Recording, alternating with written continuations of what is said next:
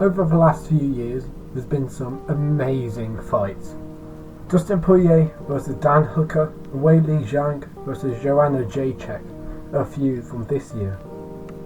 And even last year, we were gifted with Israel Adesanya versus Kelvin Gastelum. And even if you want, Nate Diaz versus Jorge Masvidal. Whilst it was more one-sided and less competitive, it was still a fantastic show of talent and fighting skill.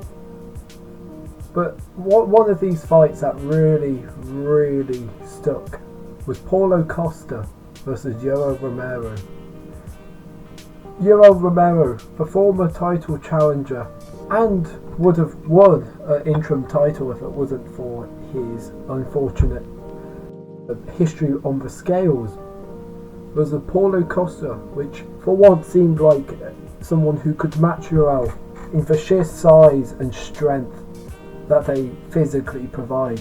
This fight was on UFC 241, Sunday the 12th of August on 2019. It was an absolute clash of titans. These two men are arguably the biggest for their respective divisions out of the whole organisation. With Paulo Costa known to walk around almost a heavyweight, in fact weighing more than Deontay Wilder, the former boxing heavyweight champ, and Yoel Romero, obviously with his notable history on the scales and massive physique despite his age, shows a clear similarity with these two individuals, which made their clash so interesting. Paulo Costa at this point, whilst being known to be able to fight people in the top 10, notably beating at this point Uriah Hall and Johnny Hendricks, which was a former world champion in the welterweight division. Whilst Johnny Hendricks was not at his prime, he looked incomparable to Paulo Costa, like a future world champion of the prelims. In this fight, Paulo Costa being underdog via the Vegas odds in the 185-pound division, this was sure to be a fight to behold. A clash of muscular power throws that will leave nothing behind and use all their oxygen in their lungs. But little did we know how truly grateful this fight would be.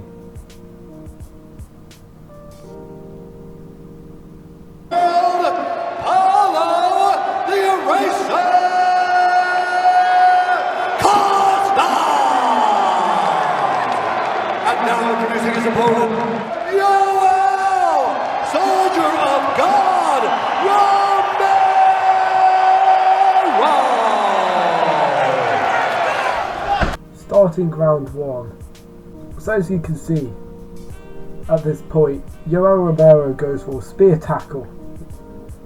A classic move of his to use aggressive wrestling whilst not keeping his opponent on the ground for long. He does like to wrestle to try and get a quick takedown, and this shows his immediate strength against such a big fella. Here we also see afterwards on the highlights Paulo Costa landing a clean throw to drop Yoel, which arguably, if it wasn't for a man stronger, could have already been the end of the fight.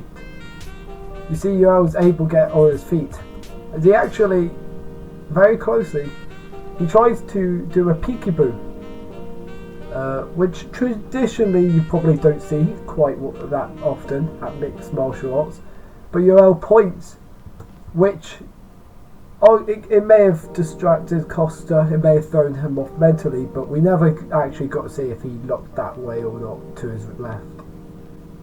And throughout this fight you'll notice that Yoel's defense is not a simple avoid punches, but with a very strong hand to protect himself on punches, using his forearm as a strong blockade. And also shown in this match of titans is Yoel's burst in power. As we can see, clearing out to 3 minutes of the first round, Yoel bursts Here we see illegal shot to the groin, which is unfortunate. However, would have been interesting to see how Costa could resist the constant pressure. Within time we get back into the matchup, and here we see Costa do a sprawl against Yoel, and Yoel continues to burst with an unorthodox and bouncy foot movement, which is good, trying to avoid the punches, especially as Costa has unforgivable power.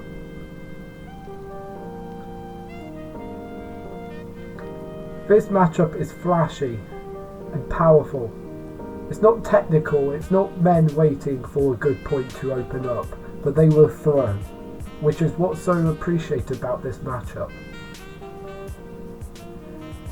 Heading into round 2, it starts off quite wild with a nice burst from Costa, trying to put Yoel up against the fence.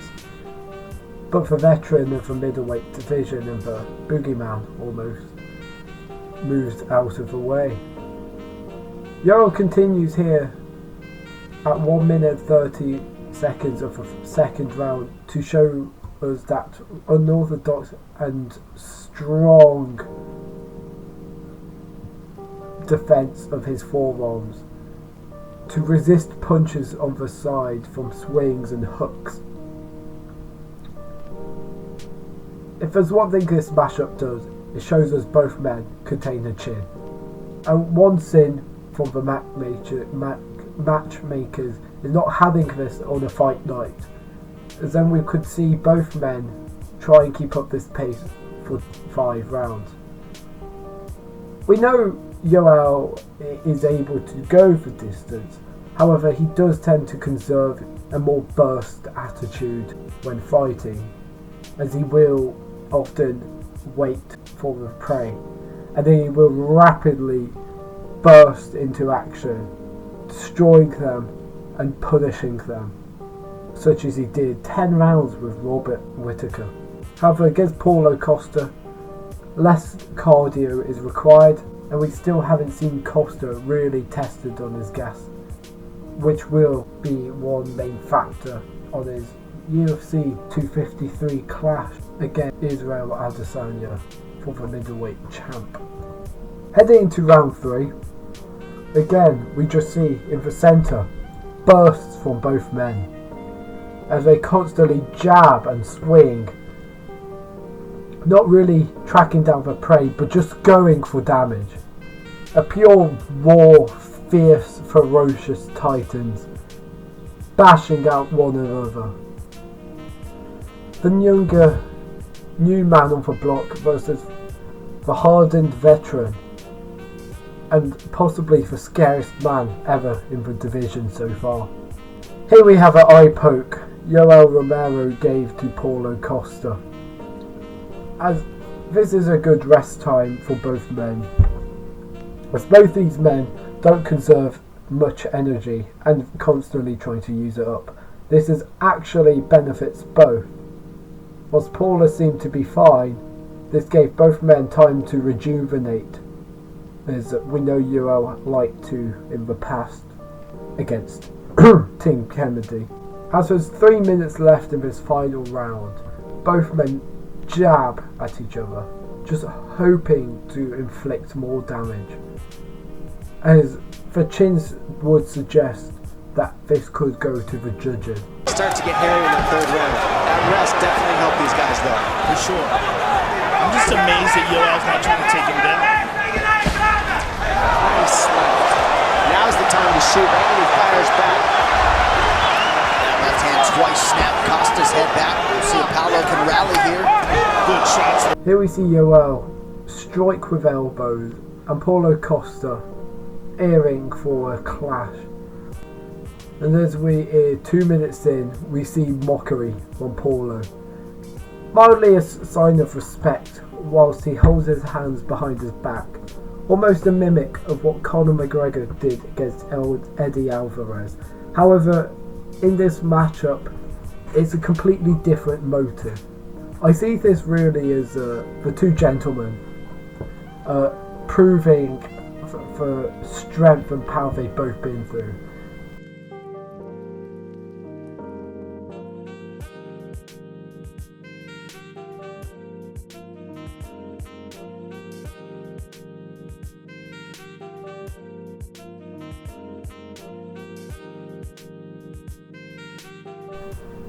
However, after spinning elbow and Uriel walking down on Costa to the fence, the fight is over. And no matter who has won, this has been truly the fight of the night, and honestly one of the fight of the year contenders. Whilst other fights were more technical and longer, this one really was the most entertaining for me. As personally, I just loved the sheer force of both men. And whilst Costa got his hand raised by the judge, I think Uriel deserved to have both his hands up as well, because they truly put on a spectacular performance which would lead both of them to a world title fight. Thank you for watching. Please like and subscribe, and hopefully you enjoyed this. More content like this can come out, or if you'd like something else, please do recommend.